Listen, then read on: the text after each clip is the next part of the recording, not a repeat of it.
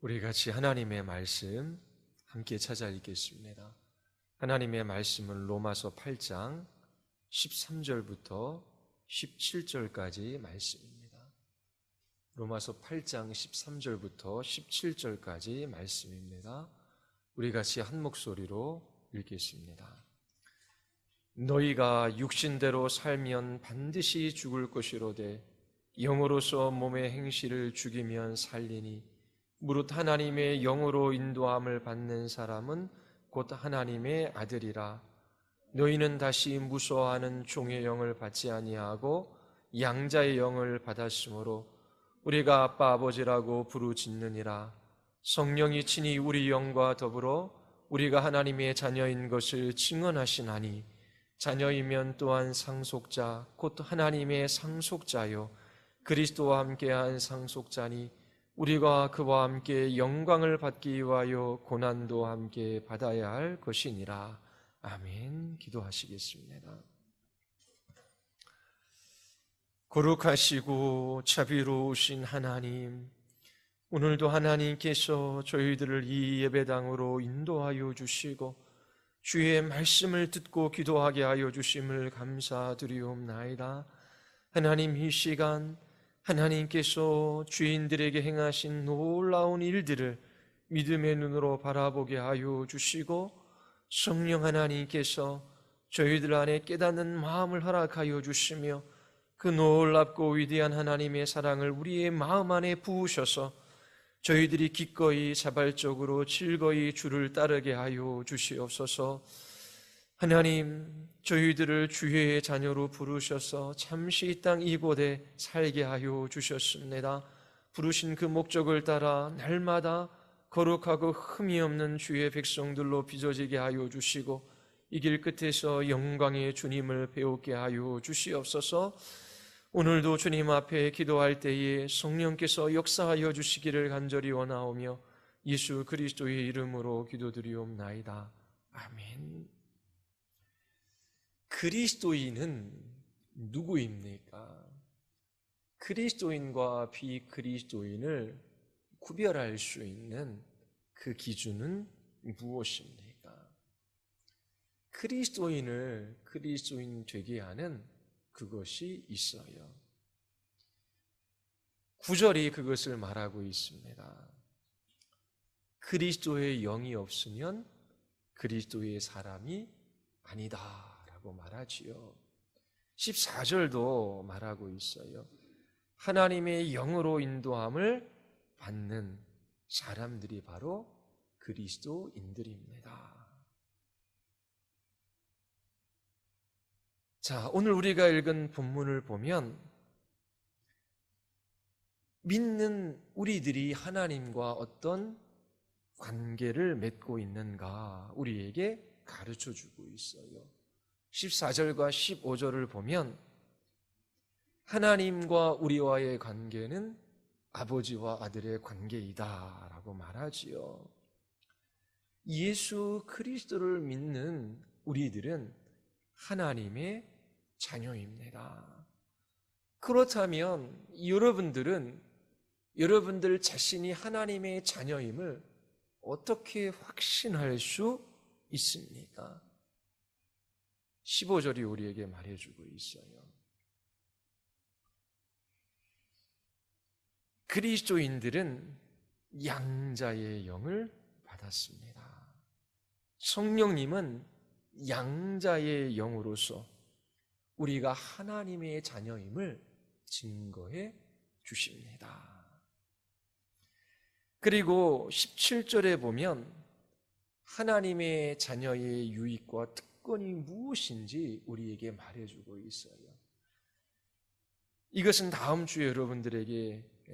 여러분들에게 설교할 것입니다. 하나님의 자녀의 유익과 특권이 무엇입니까? 하나님의 상속자가 된 것입니다. 지난 몇 주 동안 우리는 로마서 8장 13절을 살펴보았어요. 너희가 육신대로 살면 반드시 죽을 것이로되 영으로서 몸의 행실을 죽이면 살리라. 영으로서 몸의 행실을 죽인다라고 하는 말의 의미가 무엇입니까? 영으로서라고 하는 이 말에 강조점이 있습니다. 성령으로서이지요. 성령님은 우리가 마음껏 사용할 수 있는 도구나 무기가 아닙니다. 성령 하나님은 인격이셔요.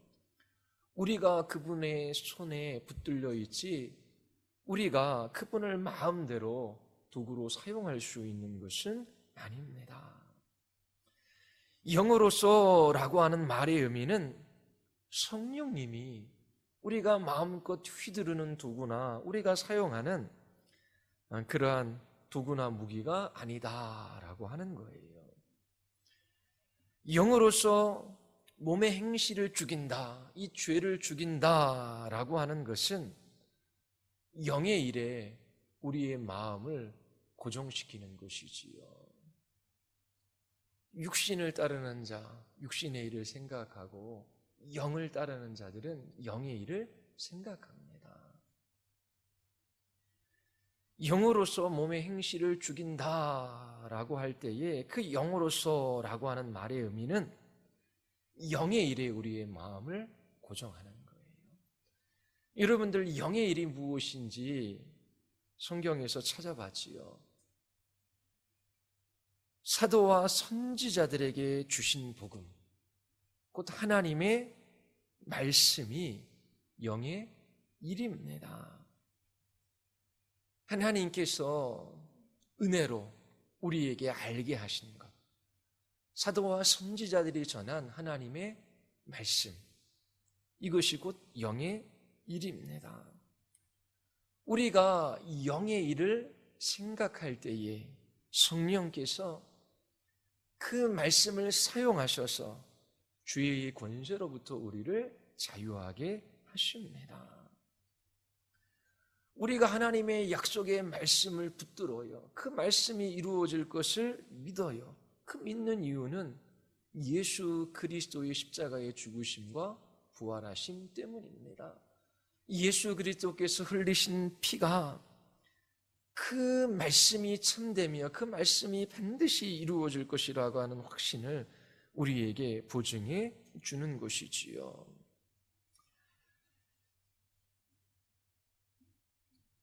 우리는 하나님의 약속의 말씀을 믿는 믿음 가운데 역사하시는 성령 하나님으로 말미암아 몸의 행실을 죽일 수 있습니다.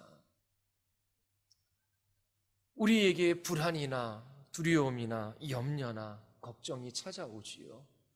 또 우리 안에 있는 죄된 본성은 탐심, 탐욕을 불러 일으킵니다.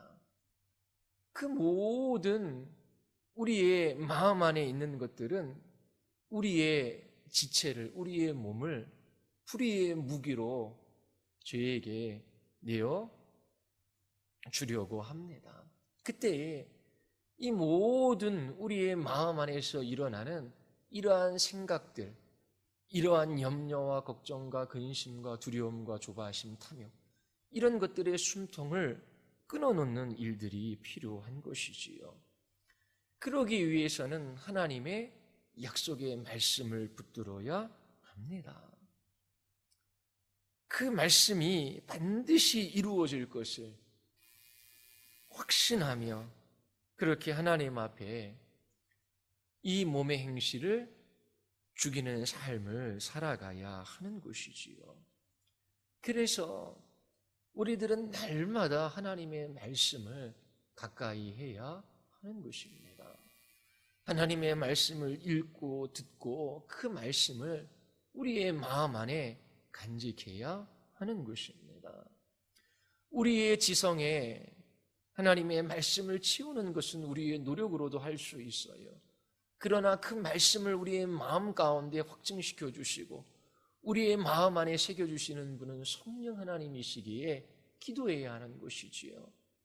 하나님, 날마다 주의 말씀을 가까이 하게 하시고 읽고 듣고 묵상하는 이 말씀을 우리의 마음 가운데 두셔서 이 몸의 행실을 죽이는 이 일에 있어서 사용되어지게 하여 주시옵소서. 그리고 언제든지 그 하나님의 말씀을 끄집어내어 이 몸의 행실을 죽이는 삶을 살아가야 하는 것입니다. 그래서 날마다 주의 말씀을 붙드는 믿음의 싸움들을 싸워야 해요.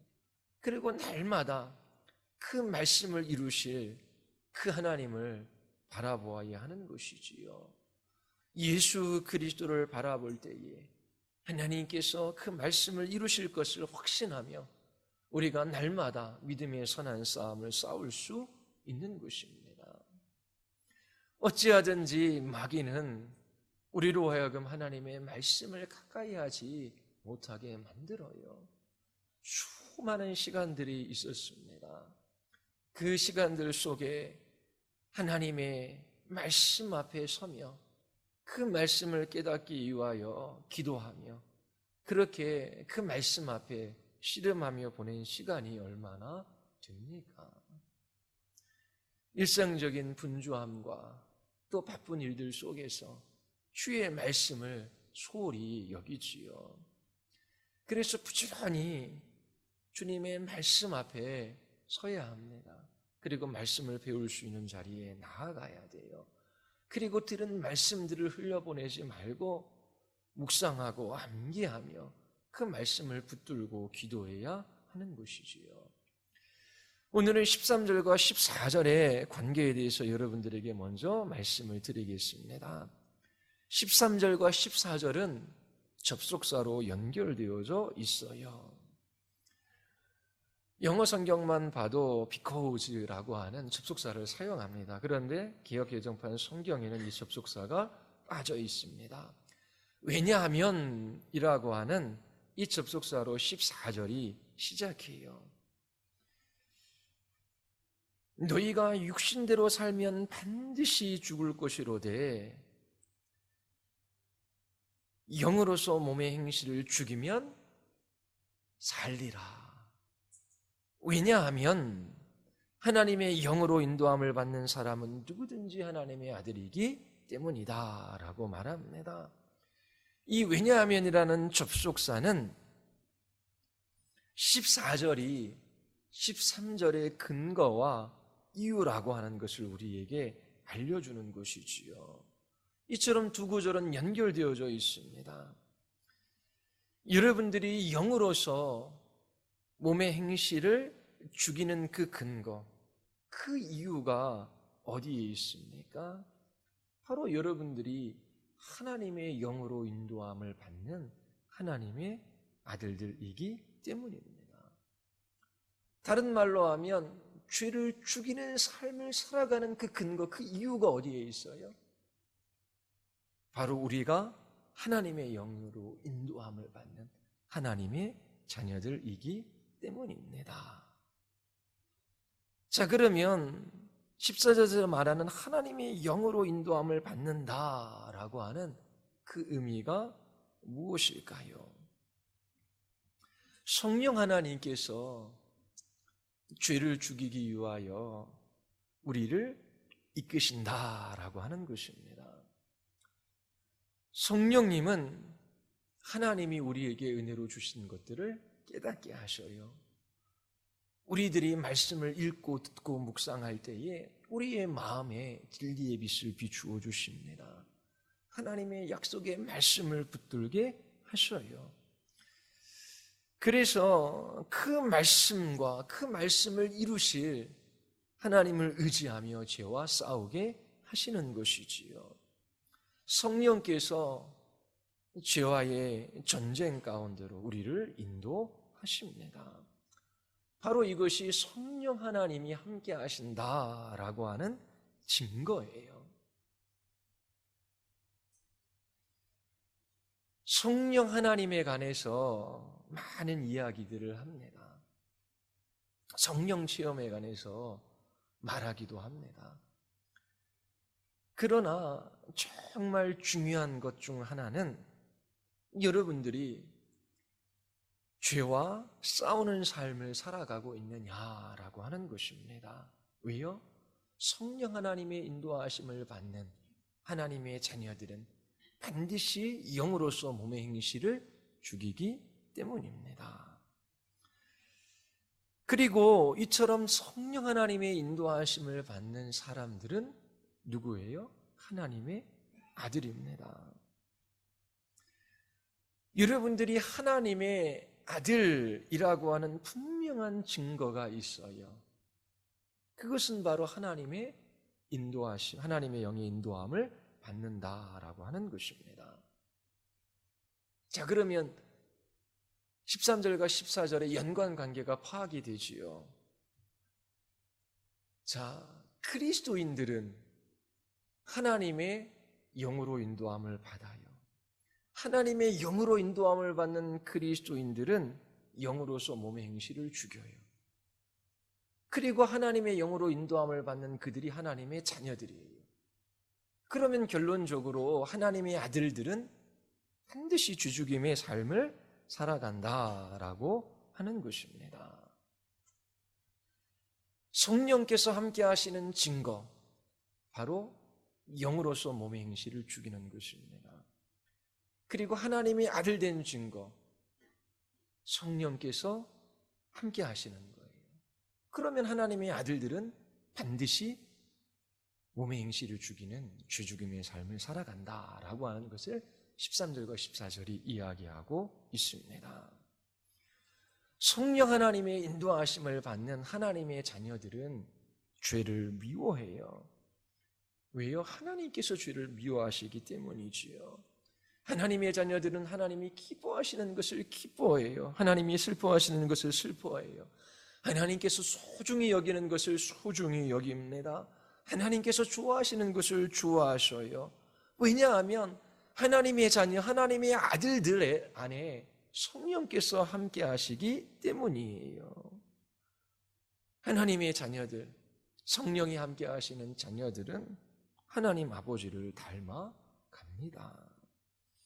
하나님께서 자녀들에게 새로운 미각을 주셔요. 그래서 하나님을 알지 못했을 때에 좋아했던 것, 그것을 더 이상 좋아하지 않습니다. 하나님을 알지 못했을 때에 소중히 여겼던 것, 그것을 더 이상 소중히 여기지 않아요. 이처럼 하나님의 영으로 인도함을 받는 하나님의 자녀들은 죄를 미워해요. 영으로서 몸의 행실을 죽이지요. 그 결과 하나님의 자녀들은 생명을 누리며 살아갑니다. 14절을 14절과 관련해서 살펴볼 때에 결론적으로 얻을 수 있는 것 한 가지. 몸으로서 영으로서 몸의 행실을 죽이는 것은 하나님의 자녀됨의 증거다라고 하는 거예요. 영으로서 몸의 행실을 죽이는 그리스도인들이 영생의 삶을 살아가는 거예요. 믿음의 선한 싸움을 싸우라, 영생을 취하라 라고 말해요. 하나님의 생명은 우리에게 한 번 주어지고 끝나는 것이 아니라 지속적으로 우리의 영혼 안에 흘러들어와요. 자, 하나님의 생명이 우리에게 흘러들어오지 못하도록 가로막는 유일한 장애물이 있어요. 그것은 죄예요. 그래서 하나님의 자녀들이 영으로서 몸의 행실을 죽일 때에 살게 되는 것입니다. 생명을 누리며 살아가요. 한 사람의 인격을 통하여 예수 그리스도의 생명과 그 생명의 아름다움이 그의 삶 가운데 나타나게 되는 것이지요. 그러면 여러분들이 하나님의 자녀입니까? 자녀이면 영으로서 몸의 행실을 죽여요. 그리고 그러한 죄죽임의 삶을 통하여 영생을 누리는 삶을 살아갑니다. 하나님의 생명의 부유함을 누려요. 그러한 삶을 살아가는 사람들이 하나님의 자녀임을 사도 바울은 우리에게 증거하고 있습니다. 자, 좀 더 들어가서 15절도 접속사로 시작해요. 왜냐하면 이라고 하는 접속사가 빠져 있습니다. 다 연결되어져 있는 겁니다.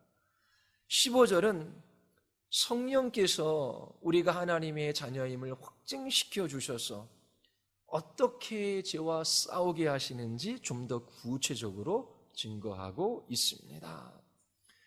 무릇 하나님의 영으로 인도함을 받는 사람은 곧 하나님의 아들이라. 자, 15절 다 같이 한번 읽어볼까요? 너희는 다시 무소하는 종의 영을 받지 아니하고 양자의 영을 받았으므로 우리가 아빠 아버지라고 부르짖느니라. 하나님의 영으로 인도함을 받는 그 사람들이 하나님의 아들인데, 하나님의 아들은 반드시 영으로서 몸의 행실을 죽임으로 영생을 취해요. 자, 그러면 이 15절이 성령께서 우리를 하나님의 자녀임을 확정시켜 주심으로써 죄와 싸우게 하시는데, 어떻게 싸우게 하시는지 구체적으로 우리에게 증거해 주고 있어요. 15절은 14절에 대한 이유와 근거를 제공해 줍니다. 자, 하나님의 영, 곧 성령으로 인도함을 받는 우리가 하나님의 아들인 이유가 무엇입니까? 바로 우리가 받은 성령이 양자의 영이기 때문에 그래요. 양자의 영을 받은 우리는 하나님을 아빠, 아버지라고 부릅니다. 15절이 의미하는 것은 성령께서 양자의 영으로서 우리가 하나님의 자녀가 되었다라고 하는 확신을 가져다 주어요. 하나님은 예수님을 영접하는 자, 곧 그 이름을 믿는 자들에게 성령을 보내주셔서 하나님의 자녀가 되는 권세를 주셔요. 성령께서 우리 안에 역사하셔서 우리가 하나님의 자녀임을 확증시켜 주시는데, 우리로 하여금 하나님의 자녀가 받는 사랑, 그리고 그 권리를 실제적으로 경험하게 하십니다. 15절이 양자의 영인 성령께서 어떻게 우리로 하여금 하나님의 자녀임을 확신케 하시고 어떻게 죄와 싸우게 하시는지 우리에게 말해줘요. 그리고 성령께서 하나님의 자녀로서 받은 유익과 권리가 무엇인지를 17절에서 우리에게 알게 해 주시는 것입니다. 자, 그러면 성령께서 우리로 하여금 하나님의 자녀가 받는 그 사랑과 권리, 그것을 실제적으로 경험하게 하시는데, 권리는 다음에 오늘은 사랑에 관련돼서 여러분들에게 말씀을 드릴게요. 8장 15절을 보십시오. 성령께서 어떠한 방식으로 우리가 하나님의 자녀임을 증언하십니까?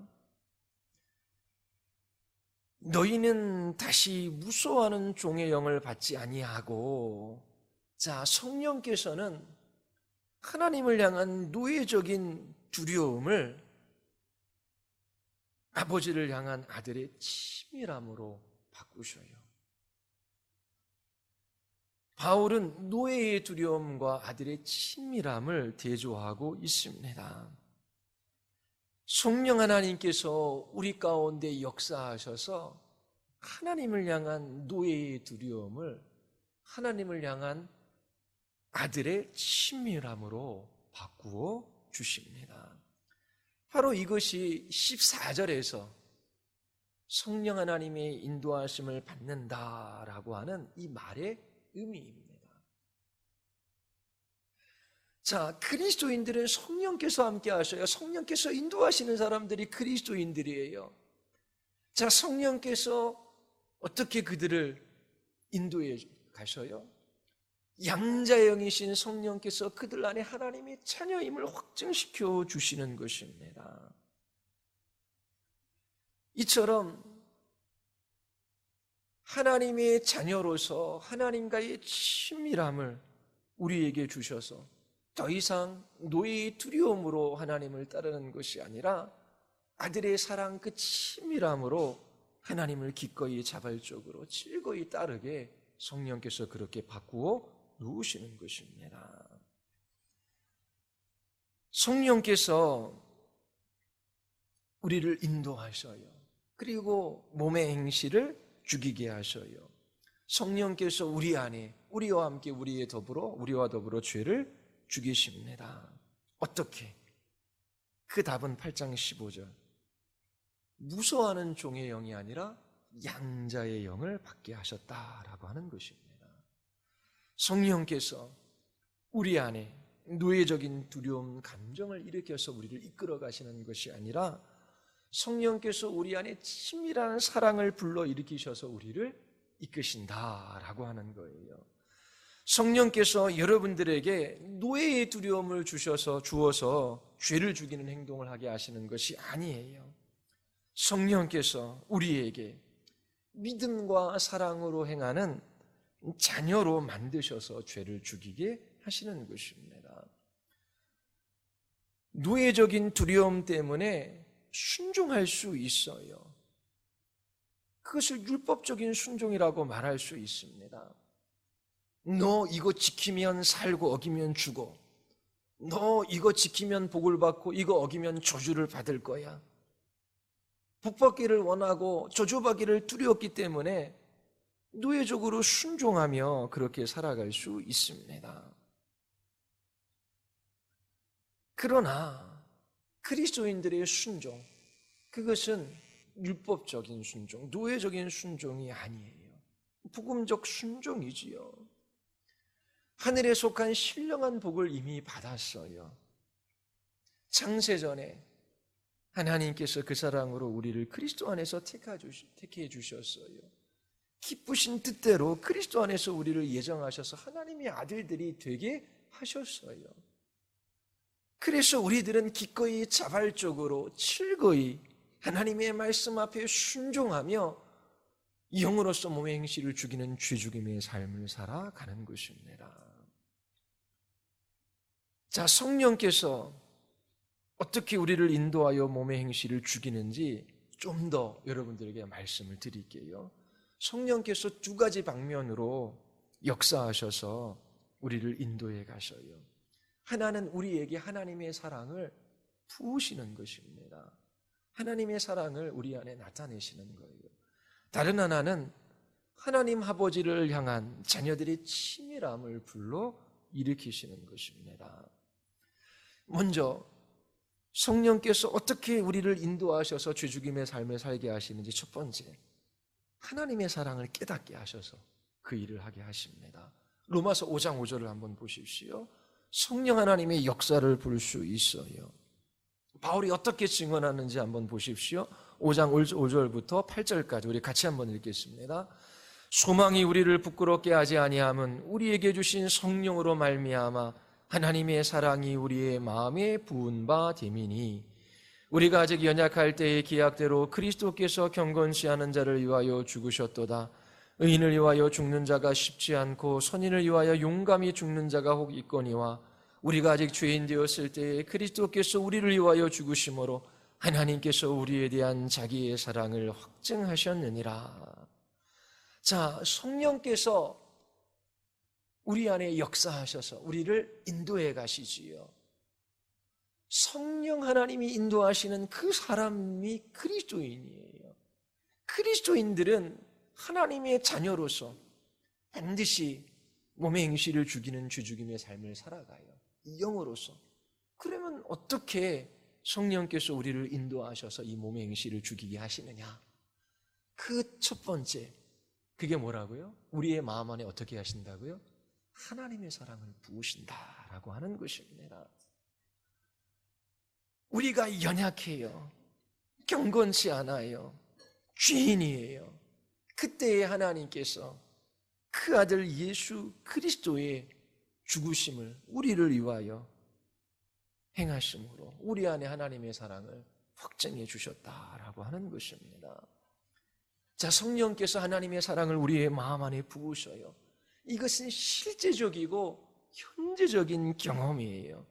단지 추상적인 개념이나 먼 미래에 있을 일이 아닙니다.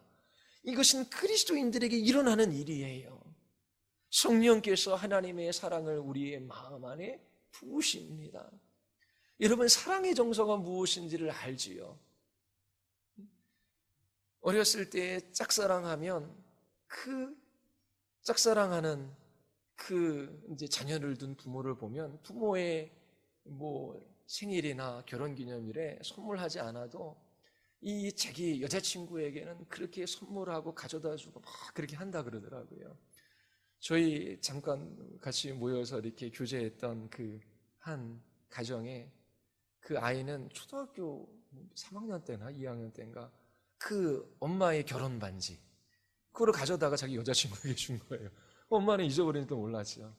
그런데 그 이제 여자친구 아이의 엄마한테 전화가 오는 거예요. 우리 아이가 이 반지 가지고 있다.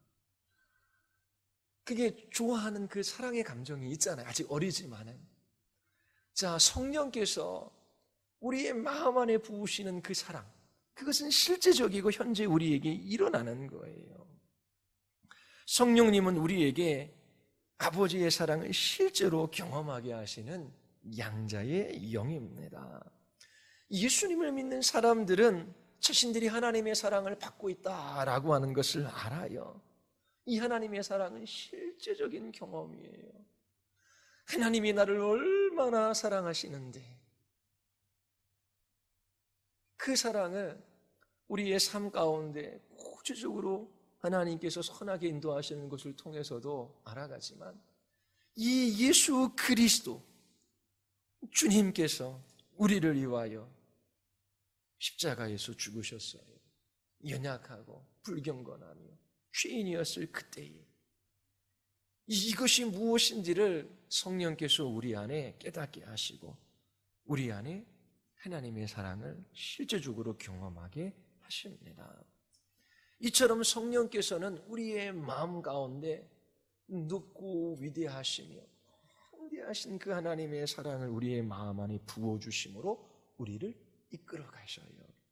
그리고 우리 안에 두 번째로 하나님을 향한 자녀의 친밀한 사랑을 불러 일으키십니다.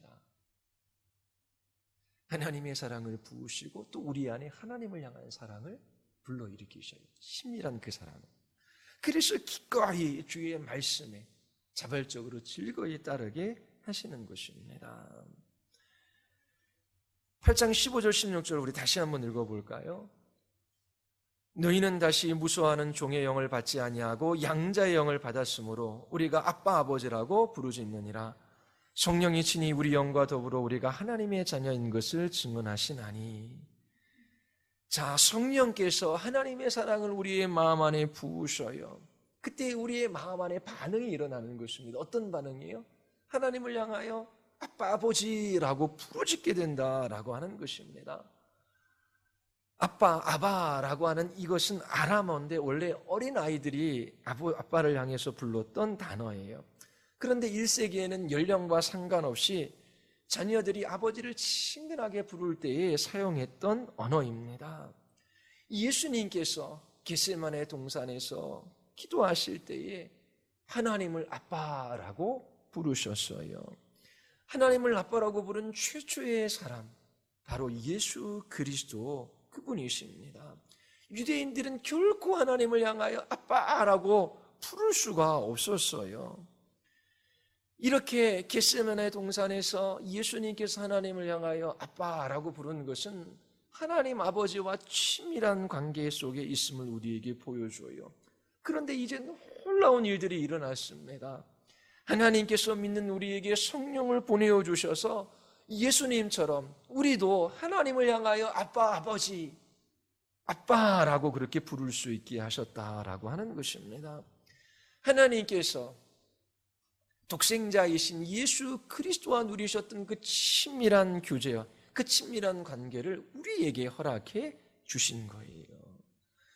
여러분들이 하나님의 자녀라고 하는 성령 하나님의 증언은 아버지의 사랑에 대하여 어떠한 것도 느끼지 못하는 그런 증언이 아니에요. 마음에 어떤 사랑도 불러일으키지 못하는 그런 증언이 아닙니다. 단지 머리로만 하나님의 자녀가 되었다라고 하는 논리적인 결론에 이르게 되는 그런 증언도 아니에요. 성령 하나님께서 우리가 하나님의 자녀임을 증언하실 때에 우린 하나님의 사랑을 막 받으려고 하고 하나님의 사랑을 받기 위하여 막 노력하고 애쓰는 그런 것이 아니에요. 성령 하나님께서 우리가 하나님의 자녀임을 증언하실 때에 하나님의 사랑을 우리의 마음 안에 부으시고 그 사랑에 대한 반응으로 우리 안에 하나님을 향하여 아빠라고 부르며 그 친밀한 사랑이 우리 안에 넘치게 하시는 것입니다. 바울은 부르짖다라고 하는 단어를 사용해요. 이게 뭐냐면 자녀들이 도움이 필요해요. 그리고 보호가 필요해요. 두려워요, 무서워요.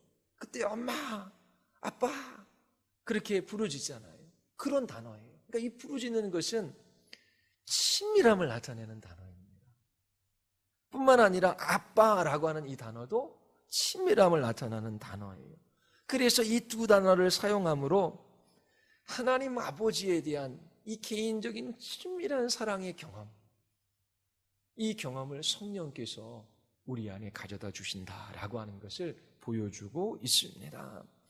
성령께서 우리가 하나님의 자녀라고 증언할 때에 그 증언은 단순히 교리적으로 하나님을 아버지라고 확신하는 그런 정도가 아니에요. 교리적인 확신은 너무나 중요하지요. 그러나 우리가 교리적으로 확신한다고 해서 자녀가 되는 것은 아닙니다. 바울이 말하고자 하는 것이 있어요. 성령께서 우리가 하나님의 자녀임을 증언할 때에 우리의 마음 안에 하나님의 사랑을 부으셔서 우리의 온 마음으로 그 사랑을 향하여 반응을 보이는데 하나님을 향하여 아빠라고 그렇게 부르짖게 된다라고 하는 것입니다.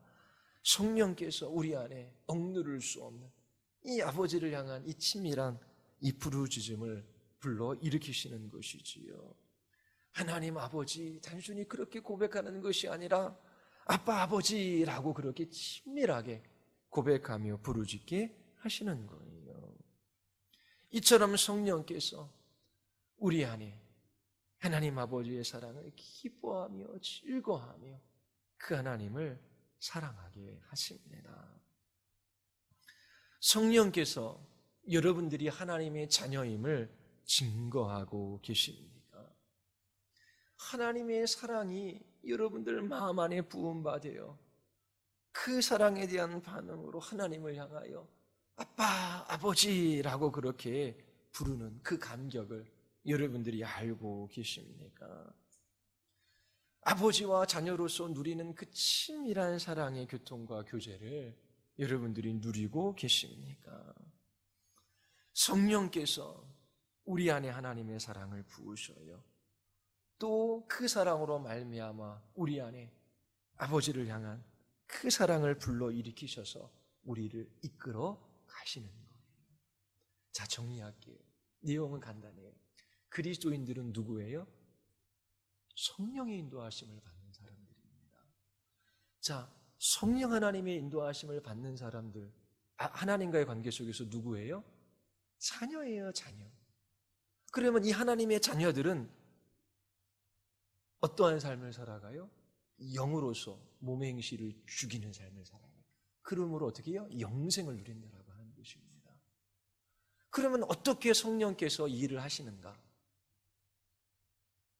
우리 안에 하나님의 사랑을 부으셔서 우리의 마음 안에 하나님을 향하여 아빠, 아버지라고 그렇게 부르짖게 하시는 겁니다.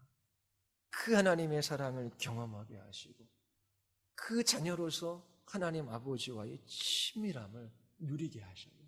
그래서 성령께서 강압적으로 여러분들에게 이거 해라고 하는 것이 아니라 우리 안에 기꺼운 자발적인 즐거운 마음을 허락하셔서 이처럼 죄죽임의 삶을 살아가고 하나님의 말씀 앞에 순종하며 살아가는 삶을 살아가게 하시는 것입니다. 세상에 보면 가짜 그리스도인들이 많아요. 종교적인 생활을 해왔어요. 그리고 율법적인 순종이 뭔지는 알지만 복음적인 순종이 무엇인지는 몰라요. 죄죽임의 삶이 없습니다.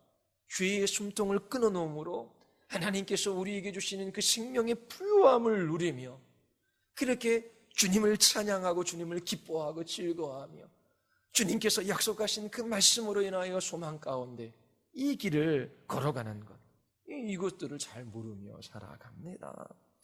여러분 하나님의 자녀임을 알기 원하십니까? 복음의 귀를 기울이십시오. 여러분들의 눈을 들어 예수 그리스도를 바라봐야 해요. 십자가를 바라보아야 합니다. 그리고 기도하십시오. 성령께서 저의 눈을 열어주셔서 하나님의 사랑을 보게 하여 주시옵소서. 우리가 죄인 되었을 때에 그리스도께서 우리를 위하여 죽으심으로 하나님께서 자기의 사랑을 우리에게 확증시켜 주셨습니다. 이와 같은 복음이 없어요. 이와 같은 놀라운 이야기가 이 세상에는 존재하지 않아요. 오직 성경에서 하나님께서 우리에게 이 복음을 들려주셔요. 십자가를 바라볼 때에, 우리가 죄인 되었을 때 우리를 위하여 죽으신 예수 그리스도 그분을 바라볼 때에 성령께서 우리 안에 우리가 하나님의 자녀임을 증언해 주셔요. 그때 우리는 그 하나님의 사랑을 경험하고 하나님을 향하여 아바 아버지라고 부르게 되는 것이지요. 예수님은 나의 주님이십니다. 하나님은 나의 하나님, 나의 아버지이십니다.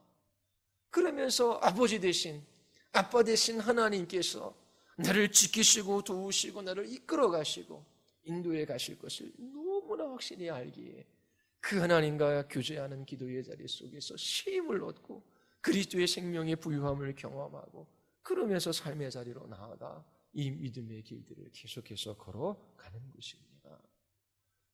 여러분 모두 이 하나님의 사랑이 그 마음 안에 부음가 되고 하나님을 향하여 아빠 아버지라고 부르짖으며 이 영광스럽고 복된 그리스도인의 삶을 살아가시기를 바랍니다. 영으로서 몸의 행실을 죽이며 하나님이 주시는 그 생명의 부유함을 누리는 복된 그리스도인들로 나타날 수 있게 되기를 바랍니다. 우리 같이 기도하시겠습니다.